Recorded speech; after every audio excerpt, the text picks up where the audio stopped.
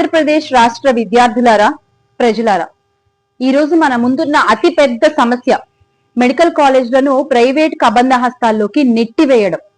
ప్రజల ఆస్తి అయినటువంటి ఆ విద్యాలయాల్ని బాబు గారు కార్పొరేట్ వ్యాపారులకి అమ్మేస్తున్నారు. ఇది సాధారణ నిర్ణయం కాదు, ఆషామాషి విషయం కాదు. ఇది రాష్ట్ర విద్యార్థుల భవిష్యత్తుపై దాడి. అసలు మెడికల్ సీట్ అన్నది డబ్బున్న వాడికి కాదు, ప్రతిభ ఉన్న వాళ్లకే దక్కాలి. కానీ ఈ రోజున కూటమి నిర్ణయం వల్ల, బాబుగారి నిర్ణయం వల్ల విద్యార్థుల భవిష్యత్తు బుల్డోజర్ కింద తొక్కివేయబడుతోంది.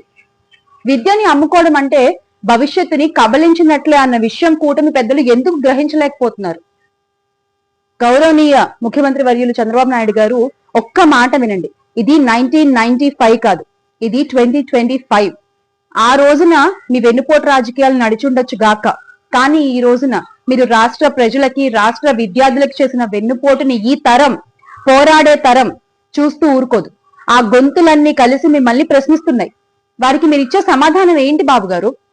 ఈ రోజున రాష్ట్రంలోని విద్యార్థులు వాళ్ళ తల్లిదండ్రుల చెమటని, వాళ్ళ తల్లిదండ్రుల కష్టాన్ని వృధా చేయాలనుకోవట్లేదు.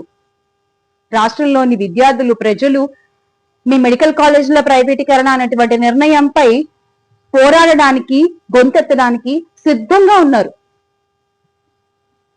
డాక్టర్ కావాలన్న వాళ్ళ కలలని సాకారం చేసుకునే దిశగా ఈ రోజున రాష్ట్రంలోని విద్యార్థుల అడుగులు పడుతున్నాయి. ఎందుకంటే వాళ్ళకి తెలుసు, ఒక్క విద్యార్థి లేస్తే 1000 ద్రోహాలను తుడిచివేయబడచ్చు అని. ఒక్క గళం గర్జిస్తే 1000 కుట్రలు కూల్చివేయబడతాయన్న విషయం వాళ్ళకి తెలుసు. ఈ రోజున లోని విద్యార్థులు, వారి తల్లిదండ్రుల కడుపు మంటే మీ అహంకారాన్ని మట్టిలో కలుపుతుంది.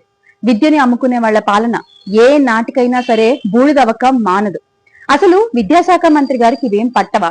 దీని గురించి ఆయన ఏం మాట్లాడరా? బాబు గారు ఇచ్చిన స్క్రిప్ట్ చదువుతూ విద్యార్థుల భవిష్యత్తు అమ్మేస్తున్న ఆయనకి అసలు ఆ శాఖ మంత్రిగా ఉండేటువంటి అర్హత ఉందా అని ప్రశ్నిస్తున్నాం.